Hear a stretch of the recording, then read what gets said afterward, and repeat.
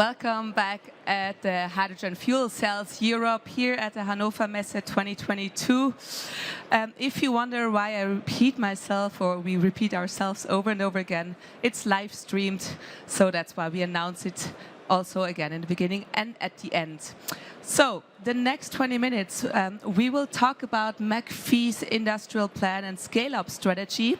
So please have a seat, have some refreshment and enjoy the upcoming talk. And please give a warm welcome to the CEO of McPhy Energy, Jean-Baptiste Lucas.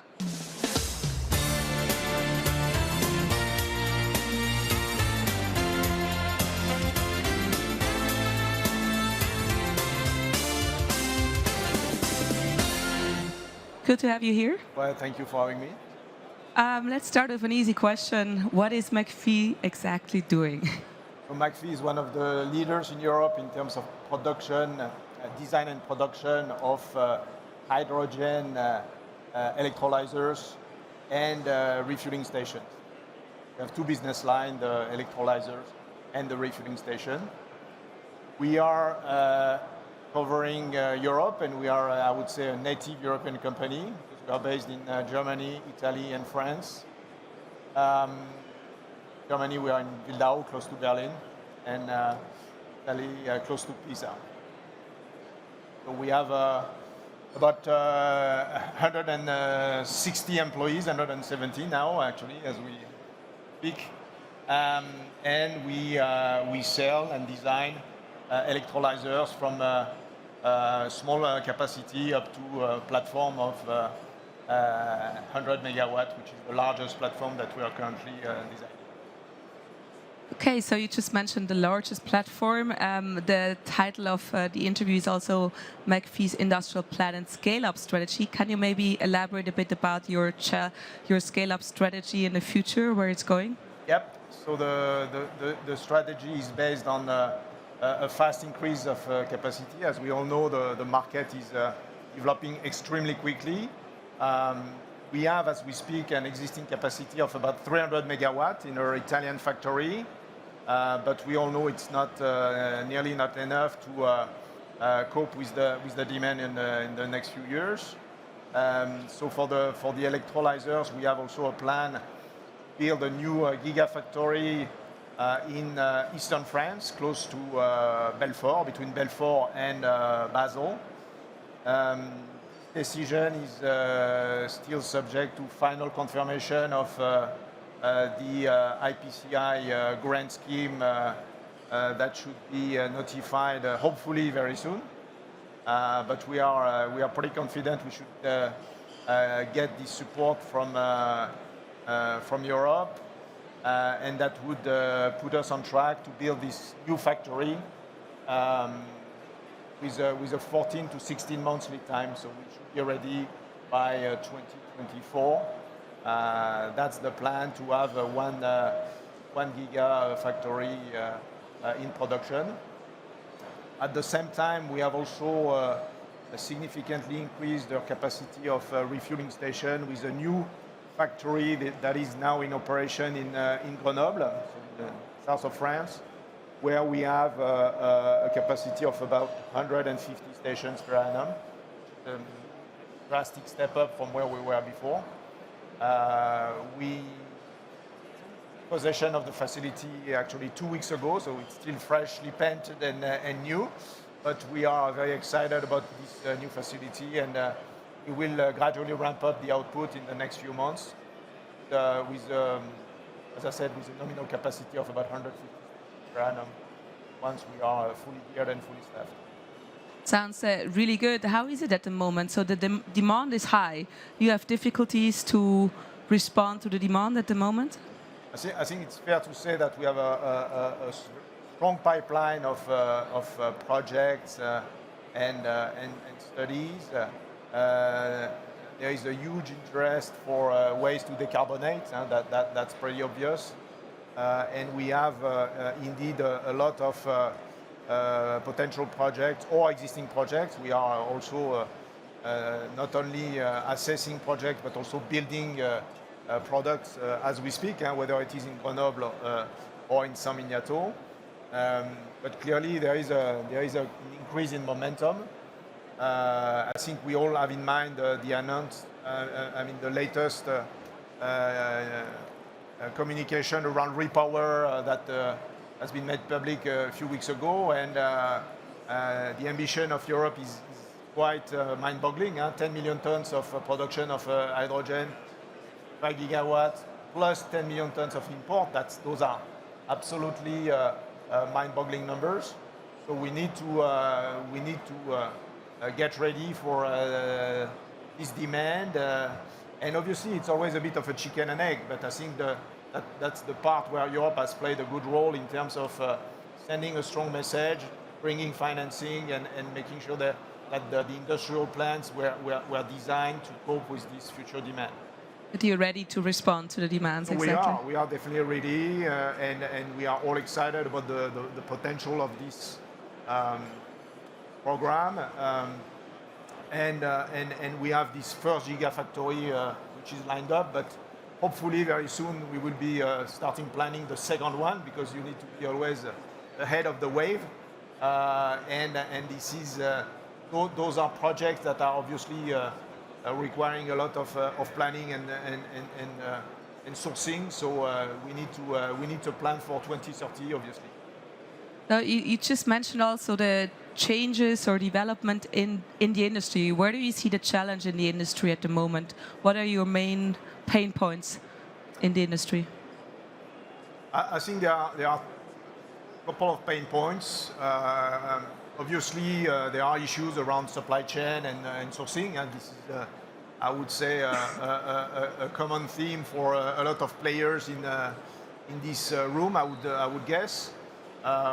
So it is obviously a bit more challenging to secure steel, to secure compressors, to secure you name it, and we have to design mitigation plan around that.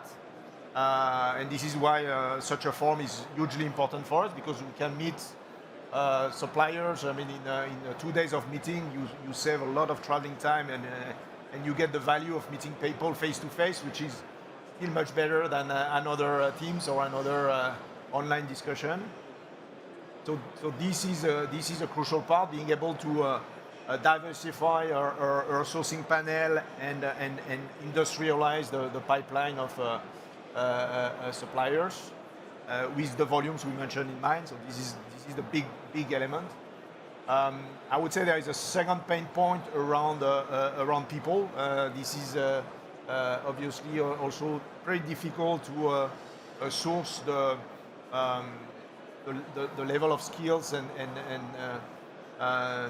the sheer volume of people that we need to grow as fast as we want to.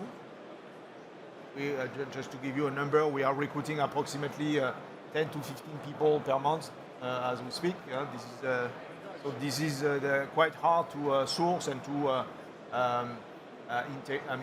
bring on board and train this type of volumes. Makes our life exciting, but it's a bit challenging indeed. So I would say those are the main challenges. Okay, so you mentioned one hand, it's within the industry, the supply chain, partnerships, how do we get the right resources? The other hand, internally, to find the right people, the right skills. At the moment, it's interesting because we hear that several times now. I think it's a big topic because the war of talent is a general problem, and then in the industry with the young technology, even more. You've also mentioned something about the political guidelines or like framework around environment that needs to be established. Can you elaborate a bit on this? Yeah, I mean, obviously, if you want to produce hydrogen, you need to have power, and you need to have, I would say, a regulatory frame that is clear around the power supply.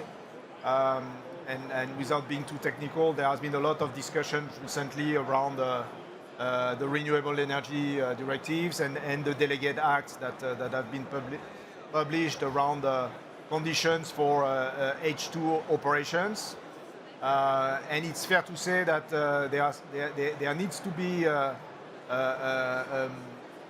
I would say, a framework that is a bit more friendly and a bit more conducive to investment for H2. And there has been a lot of pushback and discussions around this. And this is where the H2 industry has a voice to, has a role to play and has a voice to express, because it's now that the market design is being shaped for the next 10 years.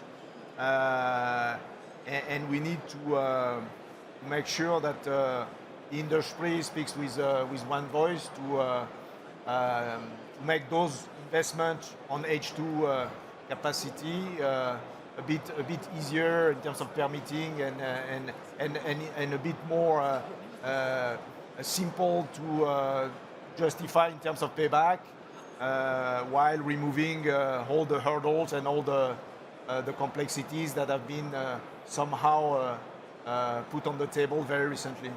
So basically to establish a common ground, a common understanding of standards and norms, that everybody speaks the same language.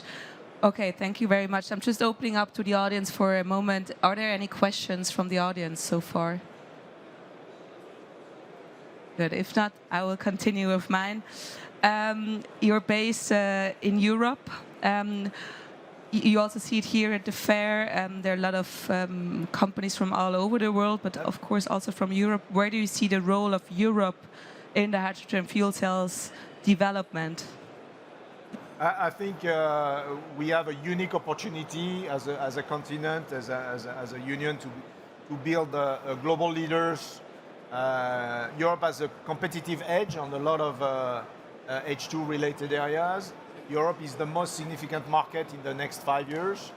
So there are clear and obvious opportunities to act as a global leader, both in terms of providing our own technology and relying on the regional champions to avoid a repeat of what we've seen 10 years ago on PV. And again, I'm not going to put the blame on anyone, but fact is that I mean, a lot of European champions have disappeared, and we should think strategically. I think it's about strategic autonomy, which is a buzzword, but which is very real in terms of acting in the world we see around us. So thinking about Europe as a strategically autonomous player is crucial. And for once we have the cards in hand, we can build European champions, and we can even build a global leadership when the American markets or when the I would say extra European markets will be ripe, which is probably 10 years from now. Okay, so how will McPhy, or what is McPhy doing to join this European force? So in other words, what's the vision of McPhy for the future? Where are you heading? I think the ambition for McPhy is to be one of the top 3 leaders in decarbonation through H2 for industrial and mobility usage. I think we are well positioned. I think the passion of the team, the technology, the references are there. So it's now it's about being fast, being efficient, and keep running on this scale up, which is a bit of a race, indeed. But we see ourselves as one of the potential leaders of this industry in the next few years. Okay, that sounds great. I wish you best of luck for this, and thank you so much for being here today, Jean-Baptiste, Lucas. Thank you very much. Thank you.